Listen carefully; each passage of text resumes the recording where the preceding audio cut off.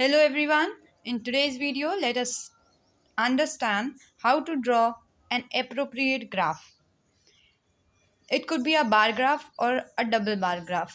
दोनों को ही बनाना सीखेंगे. So let's start. First question में जैसे हमें दिया है month एंड नीचे नंबर ऑफ वॉचेस सोल्ड, कितनी घड़ियाँ बिकी हैं. तो दो जब हमें रिप्रेजेंटेशन दी जाती है month with respect to number of watches sold, तो हम इसे एक एक्सेस पे मारेंगे और एक वाई एक्सेस पे.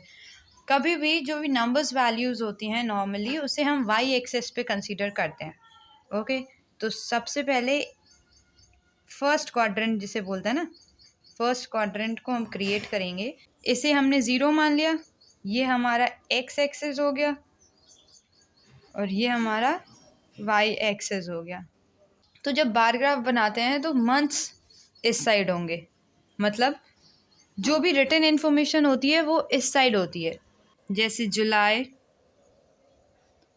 अगस्त, सितंबर, अक्टूबर, नवंबर, दिसंबर. ओके अब इन्हें बनाया है तो हमें पता है कि इक्वल गैप्स होते हैं सभी बार में, और बार की विड्थ तो एक होगी, तो ये हमने बार की विड्थ मान ली एक की. तो अगर एक बार ग्राफ हमने एक बॉक्स की मोटाई पे बनाया तो सभी एक बार की मोटाई पे ही होंगे और उनके आपस में गैप भी उतना ही होगा, मतलब ये एक छोड़ छोड़ के बनाना पड़ेगा. ठीक है, समझ में आया.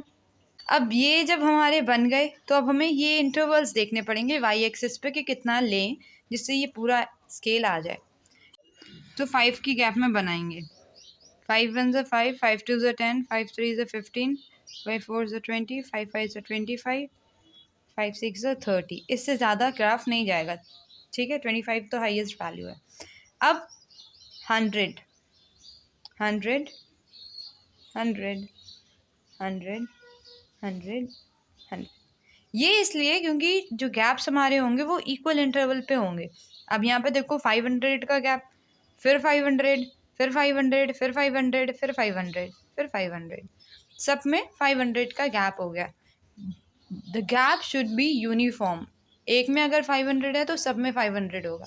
सेम यहाँ पे बार्स में डिफरेंस जो होना चाहिए वो यूनिफॉर्म होना चाहिए. जितना एक बार ग्राफ और एक वाई एक्सेस में गैप होगा उतना ही सब में गैप होगा. मेजरमेंट समझ में आया.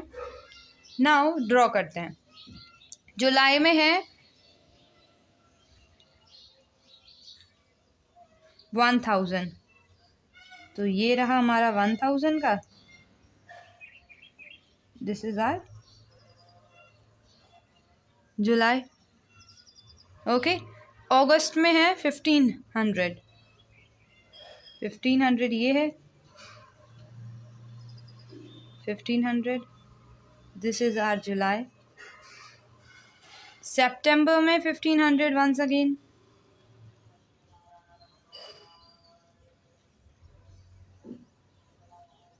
This is September. अक्टूबर में 2000, नो प्रॉब्लम. स्केल ऐसा लो वाई एक्सेस पे ये वाला कि सभी वैल्यूज़ हमारी जो भी दी हुई हैं वो लगभग आ जाएं. एक दो में ऊपर नीचे डिफरेंस आ जाए तो no problem. 25,000, 2500, 2500 and again 1500. This is what 1500.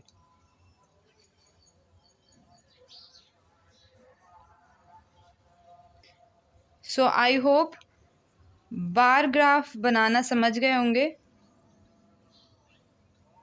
क्या है, वाई एक्सेस पे एक्सेस 1 यूनिट इक्वल्स टू 500. एक यूनिट मतलब एक डिब्बा, एक यूनिट जो है वो 500 के इक्वल है.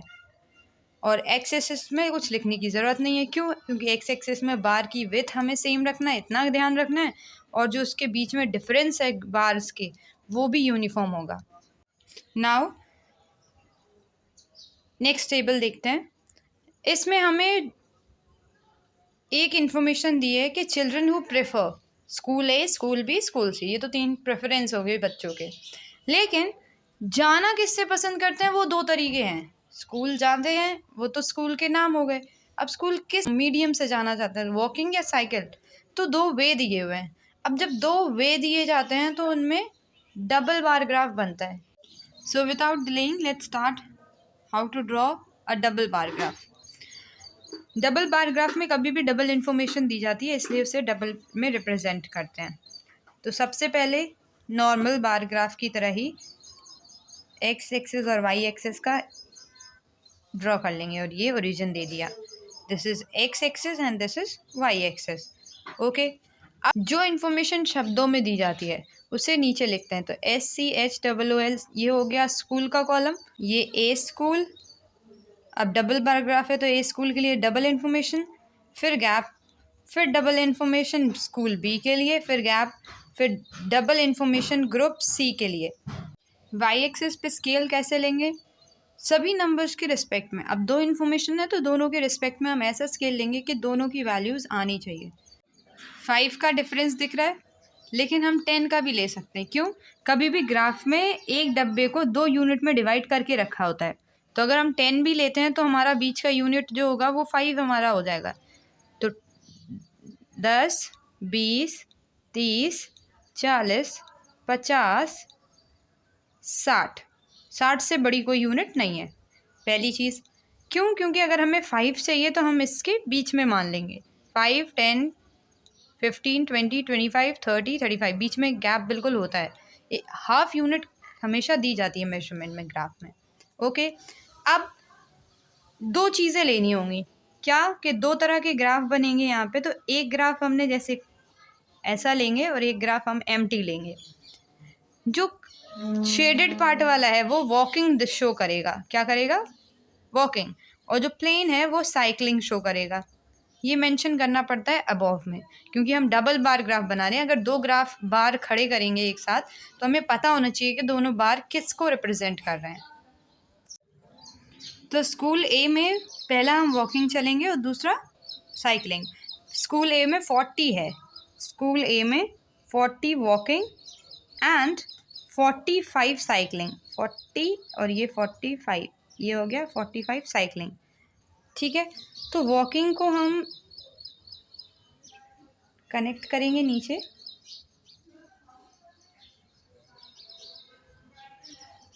वॉकिंग को शेडेड कर देंगे एंड जो साइड में बनेगा वो है हमारा साइकिलिंग। सिंपल रहेगा।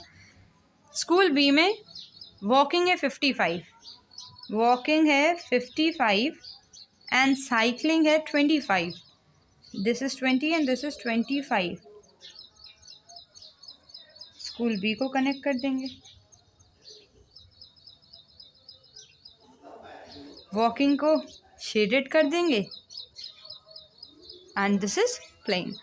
स्कूल सी में वॉकिंग है 15, 10 और 5 15, this is our 15 and this is 35,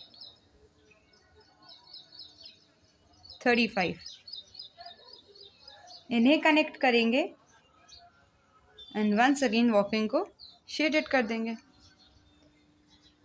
this is what our double bar graph. 2 bars चलते हैं एक साथ, इसलिए इसे डबल बार ग्राफ रिप्रेजेंट करते हैं। ओके, इस साइड भी लिख सकते हैं children who prefer. Now question number 3 is for homework. Try yourself. It is to an example of double bar graph. Double graph की तरह ही बनाना है। टीम्स जो हैं वो स्कूल की जगह रिप्रेजेंट करोगे। Team Australia, south Africa, New Zealand and etcetera.